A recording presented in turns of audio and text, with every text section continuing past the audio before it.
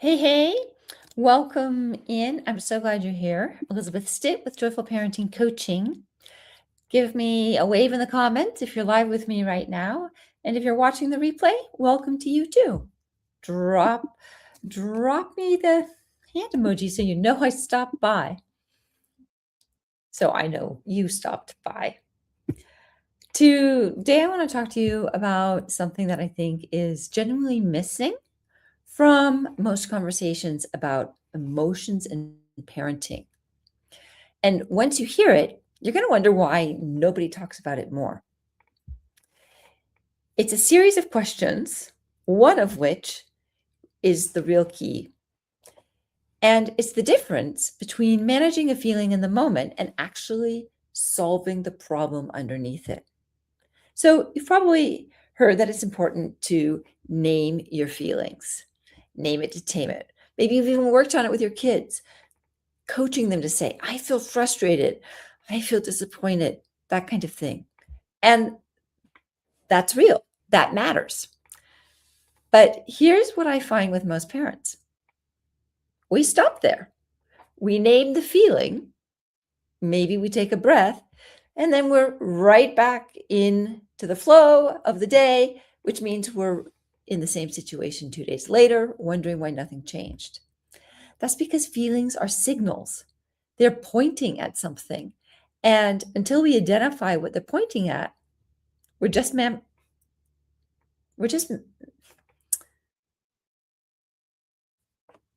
it's just symptoms. We're just managing the symptoms. And if we don't get underneath. So to get underneath, I teach parents 3 questions for building emotional awareness. I'll give them to you 1, 2, 3, and then we're going to go back deep into the third one, because that's where the real magic is. So question 1, what am I feeling? Question 2, how is it showing up in my body? Question 3, and this is the one we almost never ask, what do I really need right now? Drop a question if you've got it, or drop the comment of which of these 3 you think you skip the most often. I guess it's number 3, so keep that in mind as we go. All right. I want to share a scenario with you, and I want you to notice if this feels familiar. You've just picked your kid up. You've been to the park. It's been a full day. You're on your way home. Mentally, you're already there. You're thinking dinner, thinking of the next three things on your list, and your child says, can we stop at Jamba Juice? And you snap. Maybe not dramatically, but there's an edge in your voice that wasn't there a minute ago. What are you feeling? You're feeling anxious, distracted, a little agitated. Now, if someone were to ask you in that moment, what are you feeling? You might say stressed or edgy, or you might just be like I've had it. And that's true. But here's the key question. What's the need underneath the feeling? This is where we are peeling back the layers of the onion. Because for me, in that moment, if I'm really honest, my need is for control, power. I want to trust that the evening is going to flow. I have a picture of how dinner is going to go, and that, can we stop at Starbucks? Just threw a wrench in it. Now, underneath that need for power or control is another layer. It's a need for order, for calm, for being in flow. And these are real needs. They are not selfish and they're not wrong. Our needs are never wrong.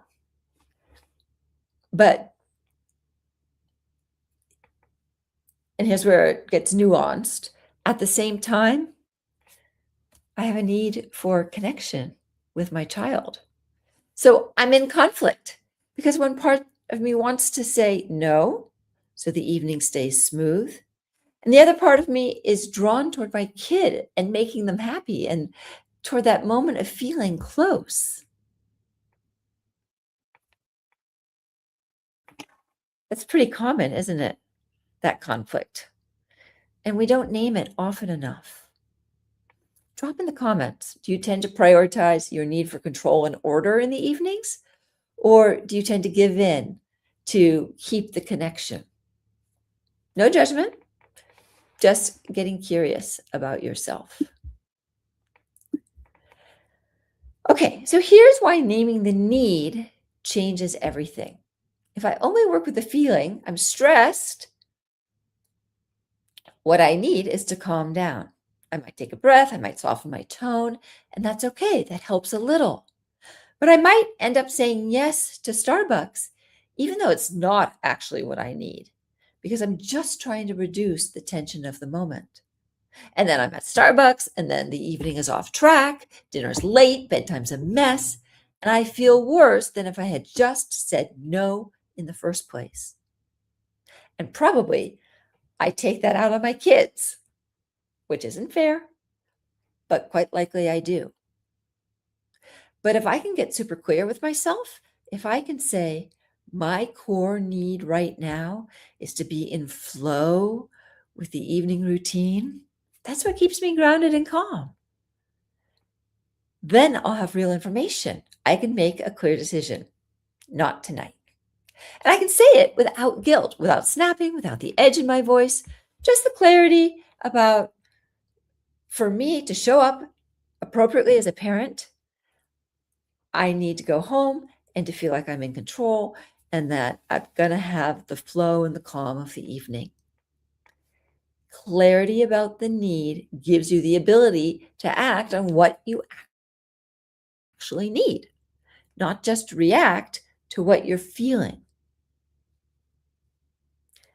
Okay, now let's imagine the same situation, but on a different day.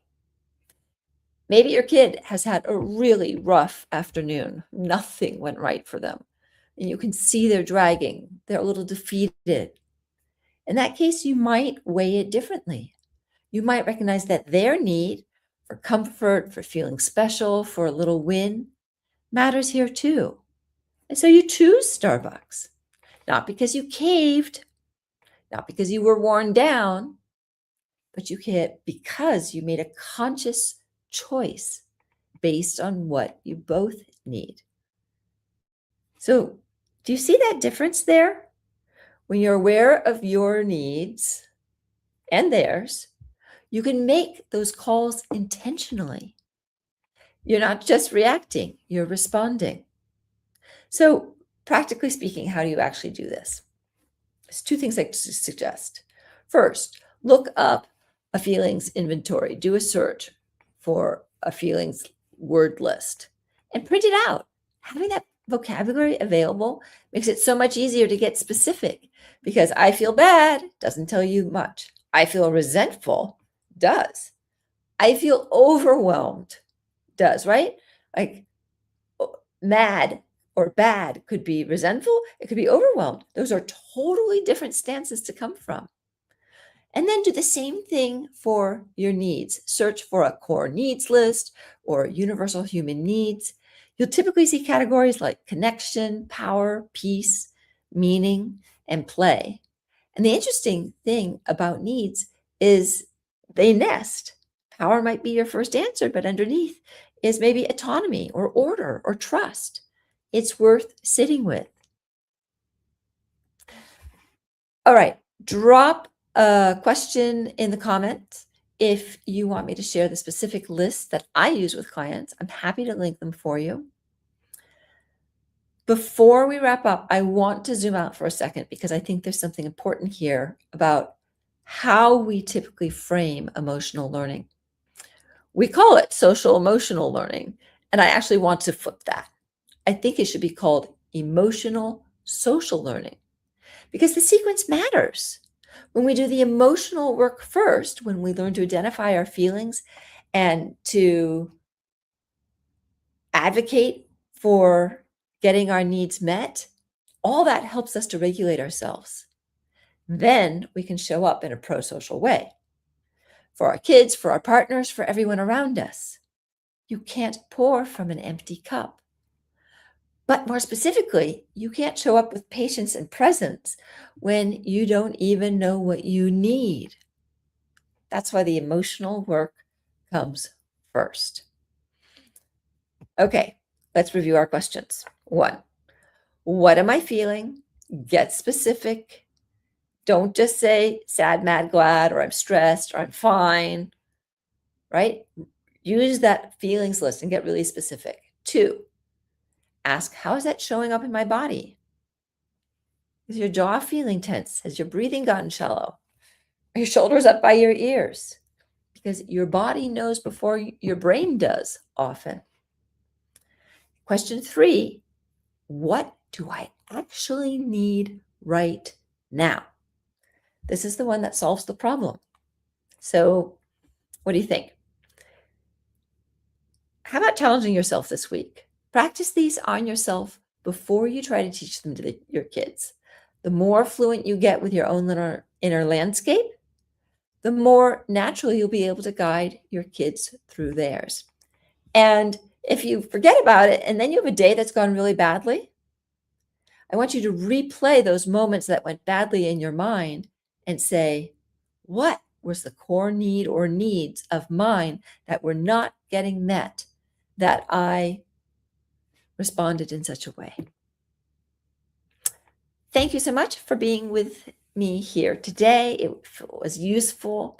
Share it with a parent friend who needs it. And if you have questions about how to bring this kind of emotional awareness into your specific family situation, that is exactly the work that I do. This Wednesday, I will be back live again, and I'll be talking specifically to my divorced dads and how to help them cope with summer.